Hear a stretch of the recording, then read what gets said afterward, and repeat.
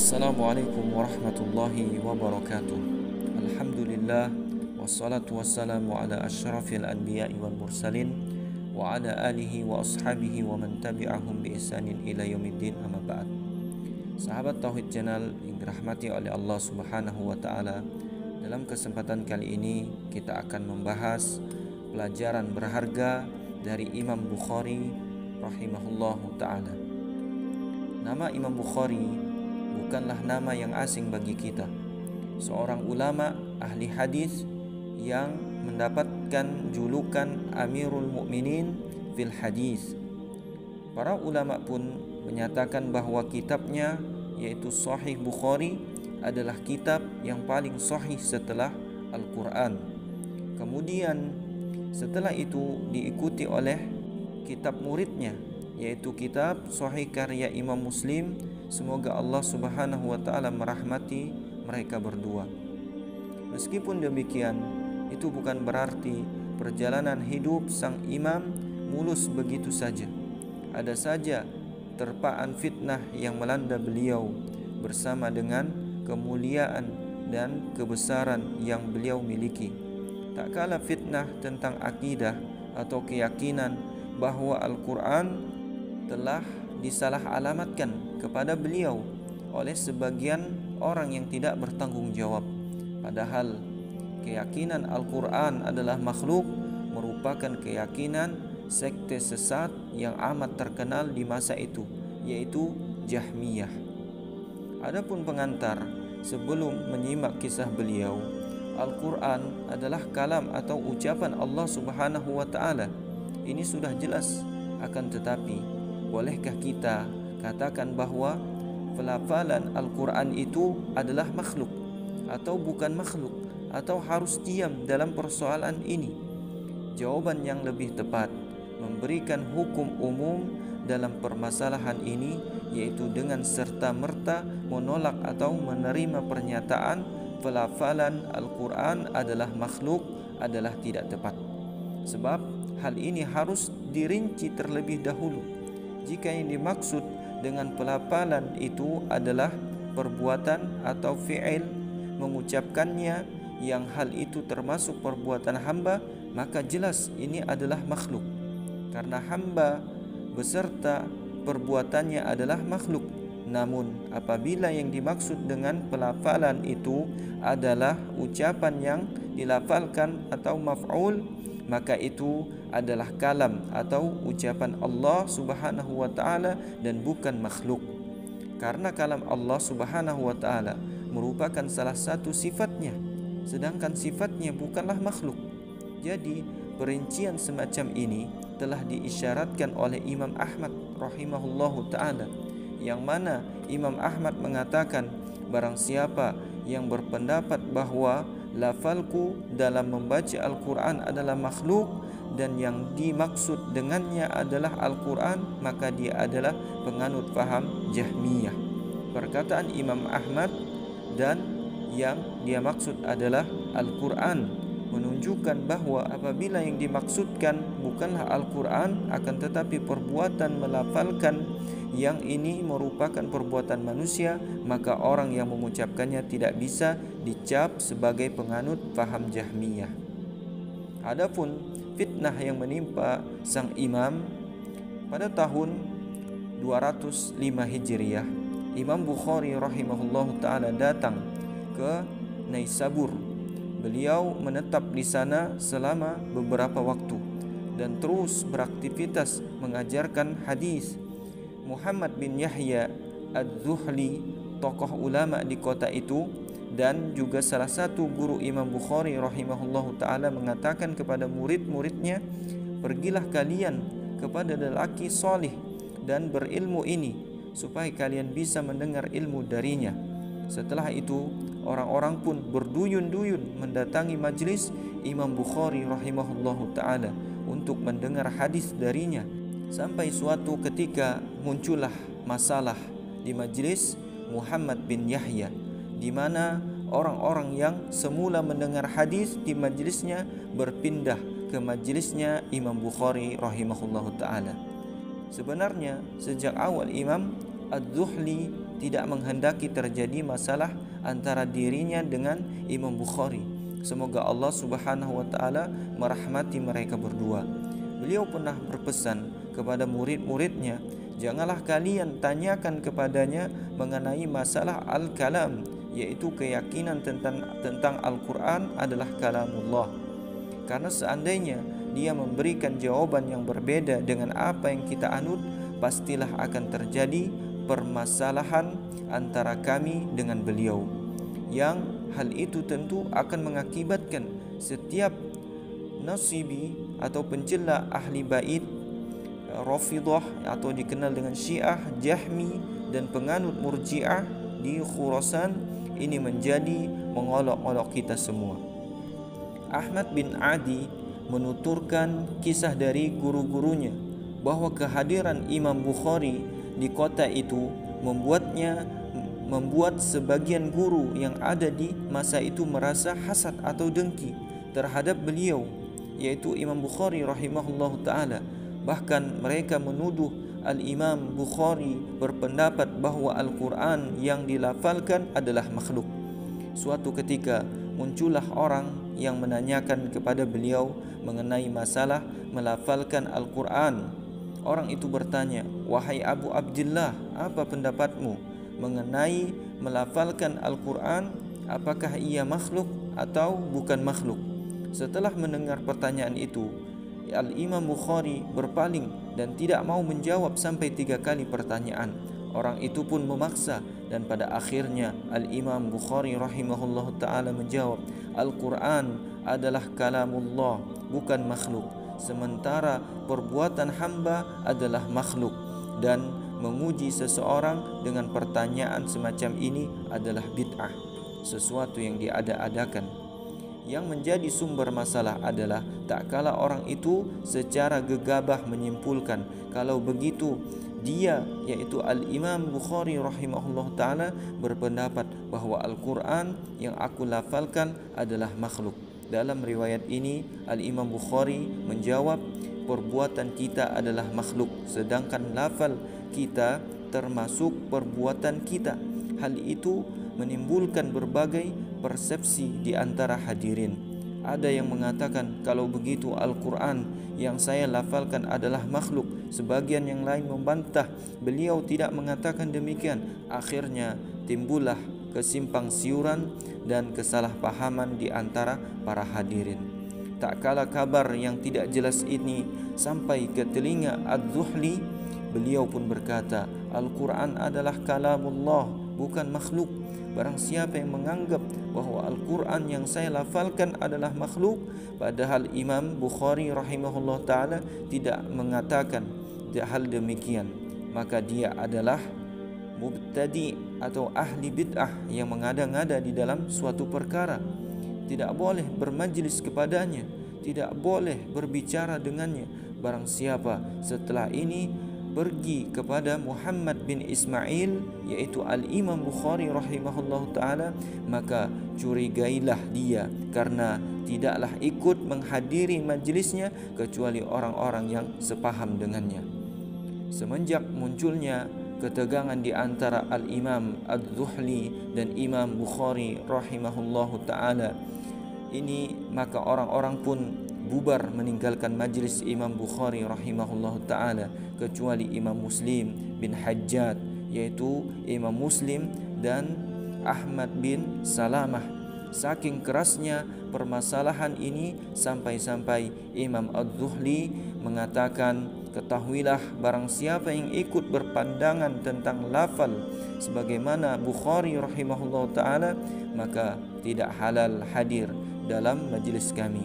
Mendengar hal itu, Imam Muslim mengambil selendangnya dan meletakkannya di atas imamah atau penutup kepala yang dikenakannya.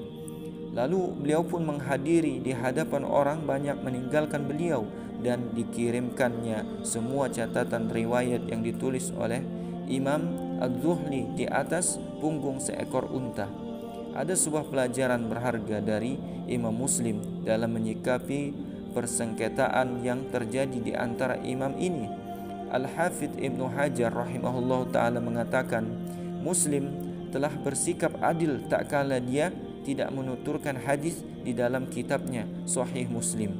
Tidak diberi yang ini Bukhari maupun yang ini Az-Zuhli. Pada akhirnya Imam Bukhari pun memutuskan untuk meninggalkan Naisabur demi menjaga keutuhan umat dan menjauhkan diri dari gejolak fitnah. Beliau menyerahkan segala urusannya kepada Allah Subhanahu wa taala. Allah lah yang Maha mengetahui keadaan hamba-hambanya, sebab beliau tidaklah menyimpan ambisi kedudukan maupun kepemimpinan sama sekali. Imam Bukhari rahimahullahu taala berlepas diri dari tuduhan yang dilontarkan oleh orang-orang yang hasad kepadanya. Suatu saat Muhammad bin Nasr al-Maruzi menceritakan, aku mendengar dia, yaitu Imam Bukhari rahimahullah ta'ala, mengatakan, barang siapa yang mendakwakan aku berpandangan bahwa Al-Quran yang aku lafalkan adalah makhluk, sesungguhnya aku tidak berpendapat seperti itu. Abu Amr Ahmad bin Nasr berusaha menelusuri permasalahan ini kepada Imam Bukhari rahimahullah ta'ala. Dia berkata, wahai Abu Abdullah, di sana ada orang-orang yang membawa berita tentang dirimu bahwasanya kamu berpendapat Al-Quran yang aku lafalkan adalah makhluk.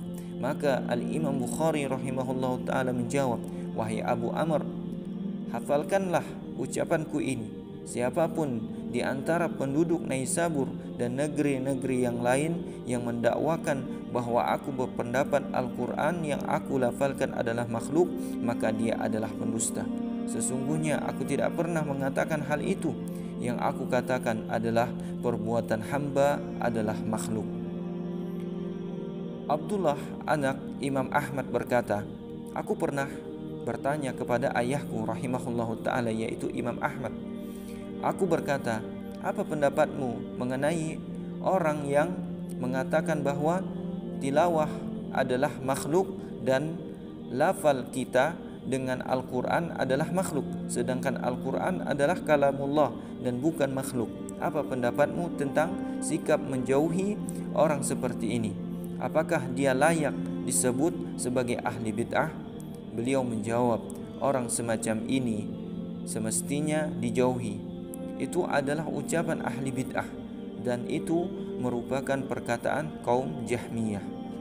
Abdullah juga mengatakan, aku mendengar ayahku rahimahullah ta'ala berkata, barang siapa yang mengatakan bahwa lafalku dengan Al-Quran adalah makhluk, maka dia adalah penganut Jahmiyah. Ketika membahas tentang biografi sekilas Imam Bukhari di dalam kitabnya Jarh wa Ta'dil, Abdurrahman bin Abi Hatim rahimahullah ta'ala berkata, ayahku Abu Hatim dan Abu Zur'ah mendengar hadis darinya. Kemudian mereka berdua meninggalkan hadisnya, yaitu ketika Muhammad bin Yahya An-Naisaburi mengirimkan surat kepada mereka berdua yang menceritakan bahwasanya di daerah mereka, yaitu Naisabur, dia menampakkan pemahaman bahwa lafalnya dengan Al-Quran adalah makhluk.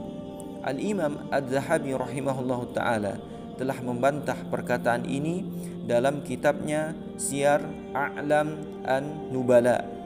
Beliau berkata, apabila mereka berdua meninggalkan hadisnya ataupun tidak meninggalkannya, maka Bukhari tetap saja seorang yang siqah atau terpercaya, kredibel, dan riwayatnya dijadikan hujjah di seluruh penjuru dunia. Hal ini menunjukkan kepada kita bahwa jarah atau celaan dari sebagian ulama yang ditujukan kepada Al-Imam Bukhari rahimahullahu ta'ala tidak bisa diterima. Karena Imam Ahmad bin Hanbal rahimahullahu ta'ala berkata, setiap orang yang telah terbukti kuat keadilan atau kredibilitasnya, maka tidak boleh diterima tarjih atau celaan kepada dirinya dari siapapun, sehingga perkataan itu diterangkan kepadanya sampai pada suatu keadaan yang tidak ada lagi kemungkinan yang lain kecuali memang harus menjatuhkan jarah atau celaan kepadanya. Adapun beberapa pelajaran yang bisa kita petik dari kisah ini mengandung banyak pelajaran berharga bagi kita, yaitu kaum muslimin khususnya, terlebih lagi bagi para penimba ilmu dan para da'i. Pelajaran terpenting dari kisah ini adalah pentingnya setiap muslim maupun muslimah untuk mempelajari terkait dengan akidah Islam dengan sebaik-baiknya, agar terhindar dari berbagai penyimpangan, pemahaman dan kesesatan, karena akidah ini yang menjadi landasan agama kita. Hendaknya setiap muslim memahami hakikat keimanan dan tauhid yang menjadi intisari akidah Islam. Jangan sampai seorang muslim apabila menimba ilmu atau bahkan da'i meremehkan masalah akidah ini. Masalah akidah adalah masalah yang sangat penting dan mendasar. Selain itu, kisah ini juga memberikan pelajaran kepada kita untuk menjadi seorang penimba ilmu dan da'i yang ikhlas berjuang di jalan Allah Subhanahu wa taala, bukan menjadi orang yang memburu popularitas atau beramal karena ingin mendapatkan pujian dan sanjungan manusia semata. Hendaklah kita menjadi orang yang berusaha untuk senantiasa mencari ridho Allah Subhanahu wa taala, bukan mengejar ridho manusia.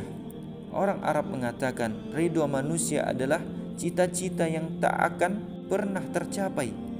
Sebagaimana dikatakan oleh sebagian ulama salaf bahwa ikhlas itu adalah melupakan pandangan manusia dengan senantiasa melihat kepada penilaian Al-Khaliq, yaitu Allah Subhanahu wa taala. Kisah ini juga memberikan pelajaran kepada kita untuk berhati-hati dalam menerima dan menyampaikan berita, karena bisa jadi berita yang kita terima tidak benar atau tidak sempurna, sehingga akan menimbulkan kesalahpahaman bagi orang yang mendengarkannya. Apalagi jika berita itu terkait dengan orang yang memiliki kedudukan di masyarakat, baik dari kalangan ulama ataupun penguasa. Kewajiban kita sebagai sesama muslim adalah menjaga kehormatan dan harga diri saudara kita apabila mereka adalah orang yang memiliki kedudukan dan keutamaan di mata publik. Kisah ini juga memberikan pelajaran yang sangat berharga bagi kita, bahwasanya terkadang permasalahan atau perselisihan yang timbul di antara sesama guru atau da'i itu timbul dan semakin bertambah parah akibat ulah sebagian murid-murid mereka yang suka membuat masalah. Oleh sebab itu, seorang guru harus objektif dan berhati-hati dalam menerima berita dari muridnya. Demikian pula seorang murid juga tidak boleh sembarangan dalam menafsirkan perkataan gurunya tanpa meminta penjelasan terhadap ungkapan yang diduga bisa memicu permasalahan. Apalagi dalam situasi fitnah atau kekacauan, hendaknya seorang murid fokus kepada tugasnya, yaitu belajar dan tidak disibukkan dengan qila wa qala, yaitu kabar burung dan pembicaraan yang kurang bermanfaat baginya.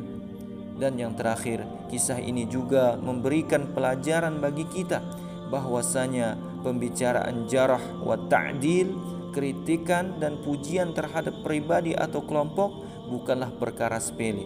Jarah wa ta'dil tidak seperti kacang goreng yang bisa dibeli dengan harga murah oleh siapa saja. Jarah wa ta'dil adalah ilmu yang sangat mulia, ilmu yang membutuhkan pemahaman yang mendalam, ketelitian dan kehati-hatian.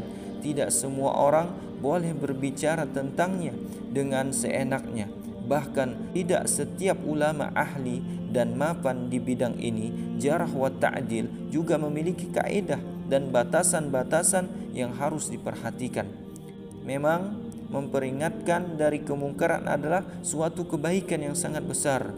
Akan tetapi mengingkari kemungkaran pun ada kaidahnya, tidak boleh secara sembarangan. Semoga kisah ini bisa memberikan manfaat dan motivasi untuk kita agar semangat di dalam menuntut ilmu, agar Allah Subhanahu wa taala angkat kebodohan pada diri kita dan pada orang lain. Wabillahi taufik wal hidayah. Assalamualaikum warahmatullahi wabarakatuh.